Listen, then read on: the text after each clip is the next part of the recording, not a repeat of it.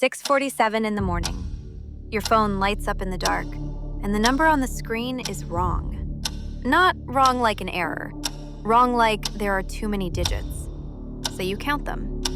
You actually lie there in the dark and count them with your finger on the glass, the way a kid counts. There are 10 digits sitting in an account that had $412 in it when you fell asleep. No call, no email, no letter waiting anywhere to explain it. As of 6:47 this morning, you are a billionaire, and you are the only person on Earth who knows. Before you get out of that bed, the rules. The money is real. It's legally yours, it clears, and it will still be there tomorrow. Nothing else about you has changed.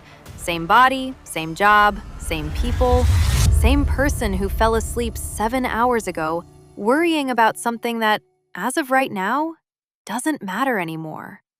Only the number moved. That's what makes this worth walking through slowly. Not, what would you buy? Everybody already knows what they'd buy. The real question is what happens to an ordinary person when the one thing almost everyone is quietly certain would fix their life just arrives. Overnight. No warning, no instructions, no one to ask. Two things are about to be true at the same time, and most people only ever hear about the first one. The first.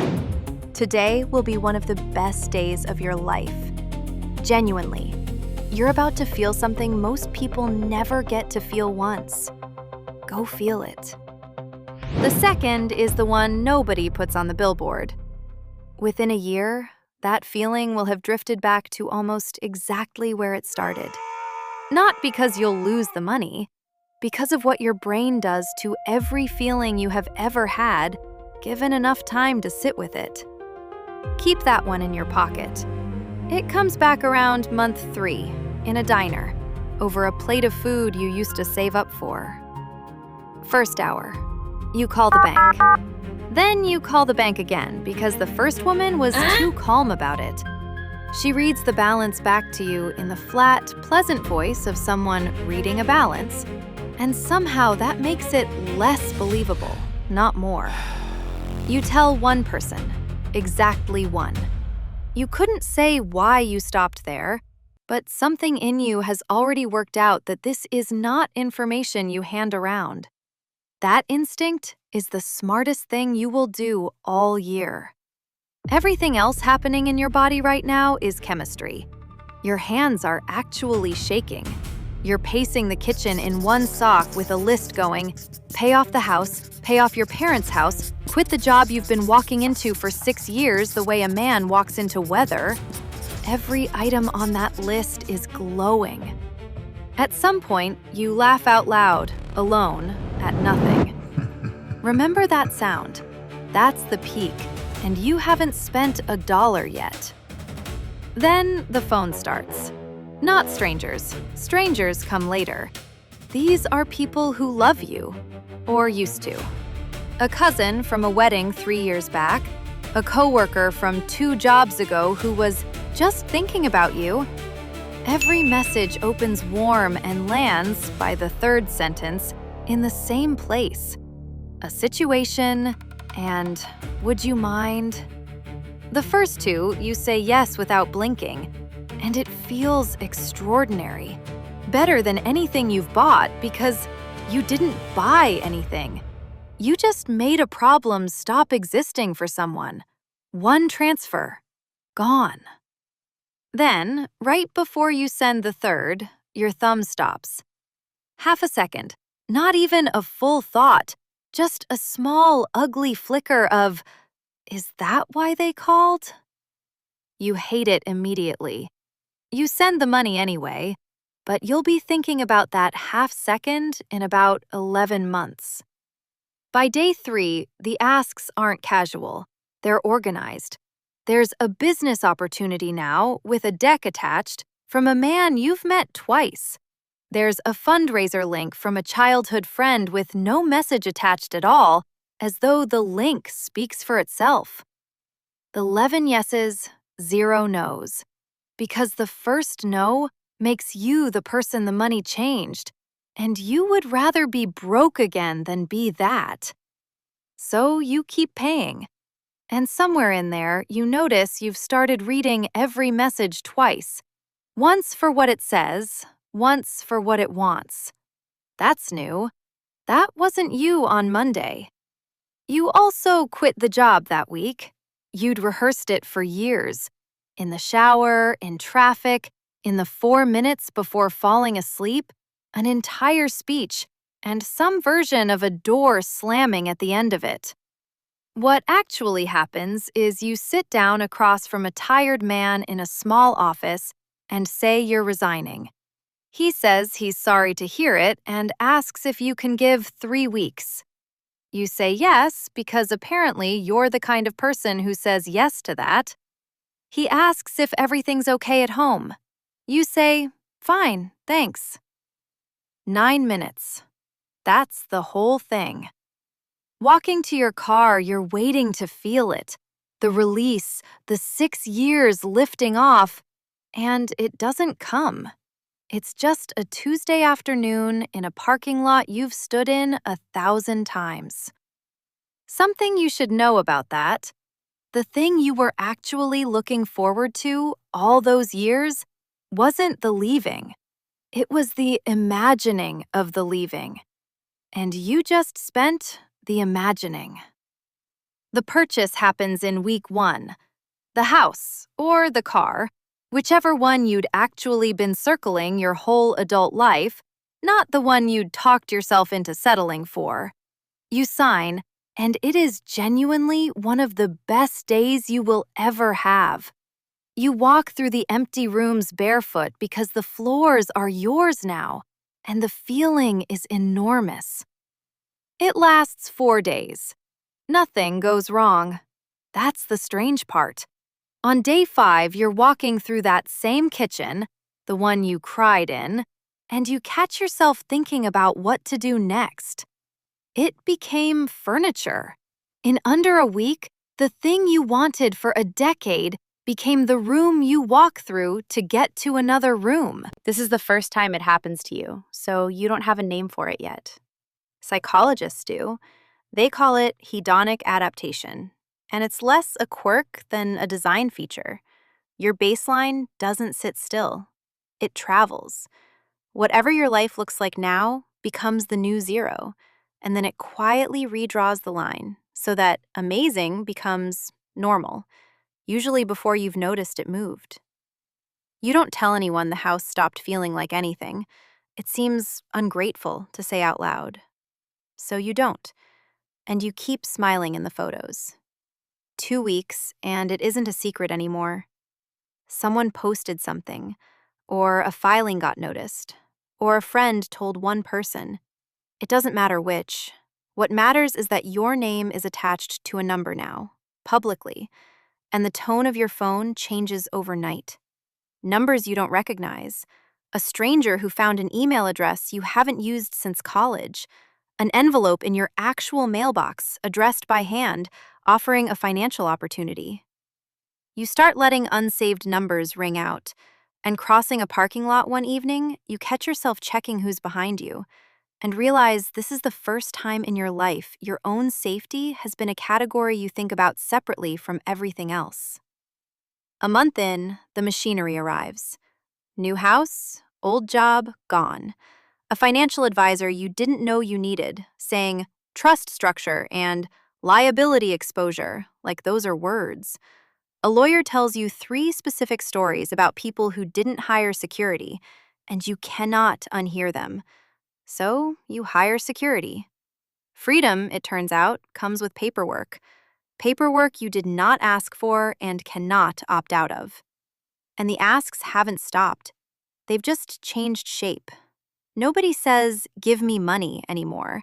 Now it's, I just miss how things used to be. As though the money has become a third person in the room, and everyone in your life is talking around it instead of to you. Around then, you finally do the thing you'd promised yourself in hour 1. You pay off your parents' house. You'd pictured this moment more than any other, More than the car, more than the trip. You drive out there with the paperwork, and you tell them at the kitchen table, and your mother puts her hand over her mouth and cries. And for about 90 seconds, it is everything you wanted it to be. Then your father asks where the money came from, and you tell him the truth, that you don't know. And you watch him decide not to believe you. Not angrily, he just files it somewhere, and something behind his eyes closes a little. And for the rest of the afternoon, he's polite to you in a way he has never once been polite to you in your life. Driving home, you understand that you didn't just give them a house. You gave them a question they'll never ask you directly and will never stop wondering about. That's the tax nobody quotes you, not the one the government takes. The one where every good thing you do now arrives with an asterisk, because nobody can tell the difference anymore between you being generous and you being rich. Then, 6 weeks in, something small happens that will end up mattering more than the house. A neighbor's kid needs braces the family can't cover, and instead of writing a check with your name on it, you call the orthodontist office and pay it through them, anonymously. You never say a word about it, and nobody ever thanks you, because nobody ever finds out. It is, without competition, the best you have felt about a single dollar since this whole thing started. That's not sentiment, by the way. It's one of the more consistent findings in this whole area of research. Money spent on other people tends to hold its value emotionally in a way money spent on yourself doesn't. It's not an enormous effect, and it doesn't work for every kind of giving. But it works best when it actually connects you to someone rather than just passing through you. Which is exactly why the 11 transfers you sent in week 1 didn't do this for you. Those weren't connection. They were tolls. Month 3. The diner. You go back to the place you used to go every payday, back when payday was a thing that happened to you. You order the exact meal you used to save for. It's fine. That's the whole report. It's fine. The food didn't change. You did. The anticipation that used to be half the flavor is gone because there's nothing left to anticipate. You could eat here every day for the rest of your life, and the math would never once flinch. You leave a tip bigger than the check and drive home feeling like you just proved something you'd have rather not known. Here's what makes that moment worse than it looks. In 1978, researchers tracked down 22 people who had won major lottery prizes and compared them against ordinary people who hadn't. The winners weren't happier. That part gets quoted a lot. But the detail that should worry you is the other one. Measured on ordinary daily pleasures, a decent meal, a good joke, a nice morning, the winners took less pleasure in them than people who'd never won anything at all. Everything ordinary had gotten quietly, permanently dimmer. Not because it got worse, because it was now being measured against the best day of their lives. You just ate that finding for lunch. You try again 2 nights later, deliberately, with a concert you could never have afforded. Front row, nothing spared. And it's good. It's a genuinely good night. But driving home, you're already circling what's missing.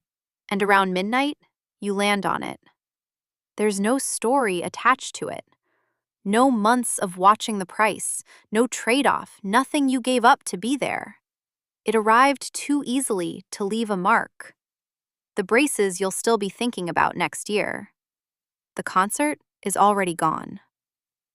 Month 5. You decide to do it properly. If small anonymous giving felt that good, then large organized giving should feel enormous. So you sit down to give away a serious piece of it, a real number, the kind that changes an institution. And you discover that giving away money at scale is a job, a hard one. Every organization needs diligence you're not qualified to do. Every large gift needs a structure, which needs a lawyer, which needs a meeting. You learn that money dropped into the wrong program can quietly make things worse, and that the people best placed to tell you which is which have an obvious interest in the answer. 2 foundations start courting you. One of them is very good at it, which is precisely what makes you distrust them. 6 weeks of this, and you've moved less money than you moved in your first 72 hours, when you were just answering texts. Nobody tells you that part. The braces took one phone call. The serious version has an org chart. 6 months, and here's the one you would never say out loud. You're bored. Not bored of having nothing to do, bored of the feeling of doing it. A trip that used to take a year of saving and planning and looking at photos now takes an afternoon to arrange, and it lands like nothing.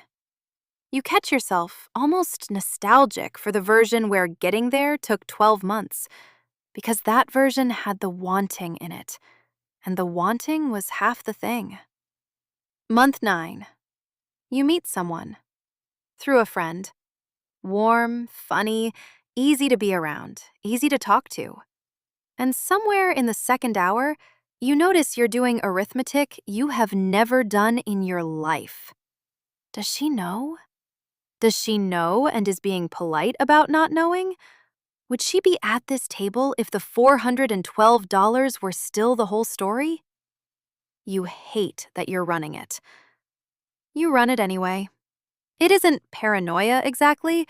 It's a new kind of math your life now requires, and nobody warned you it would attach itself to something as ordinary as liking someone. A year. The balance has barely moved. You were careful, mostly. The house is beautiful, and the house is a house. The people still around you have sorted into 2 piles you can now name without hesitating. The ones who never once asked you for anything, and everyone else. A few friendships you were sure were permanent turned out to be weather. You've picked up a low, constant background hum of watching people, wondering whether they like you or are running numbers on you the way you now run numbers on them. And underneath all of it, your ordinary Tuesday afternoon mood, the actual texture of being you, doing nothing in particular, has settled back down to roughly where it was before any of this happened. Not unhappy, just normal. Which is, if you're honest, a little insulting. You have more than almost anyone who has ever lived, and Tuesday still feels like Tuesday. Then an old friend visits, someone who knew you before, and for an hour you both try to talk the way you used to.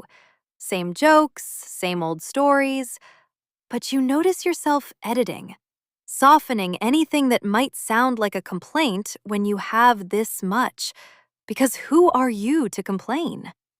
And sitting across from her in your own beautiful kitchen, you understand that you feel further away from her than you did the year you were both broke on somebody's apartment floor, arguing over who owed what on a pizza. You have never had more. You have rarely felt more alone with it. So here's what the year actually taught you. The money did exactly what money can do, and it did it perfectly. Every problem that was genuinely about money is gone. The debt, the job, the arithmetic that used to run in the back of your head all day. That's not nothing. That's enormous, and the research backs it. For most people, more really does keep buying more, well past where anyone used to think it stopped. The people it stops working for are mostly the ones whose unhappiness was never about the money in the first place. Money can't fix a problem it didn't cause, but it never had access to the part of you that adjusts. That part doesn't care what number is in the account. It was always going to move the line, and it was always going to move it faster than you expected. The only thing that was ever really up to you was what you did in the meantime. And the ledger on that is strange. A year of extraordinary purchases, and the 2 things still worth anything to you today are an afternoon with 2 friends who never asked you for a thing, and a set of braces on a kid who will never know your name. Neither of which shows up anywhere on a balance sheet. You're still one of the luckiest people who will ever live. Just don't expect the feeling to keep pace with the number. That gap is the most honest thing about becoming a billionaire, and it's the part nobody puts on the billboard. So, what will you do if you become a billionaire tomorrow?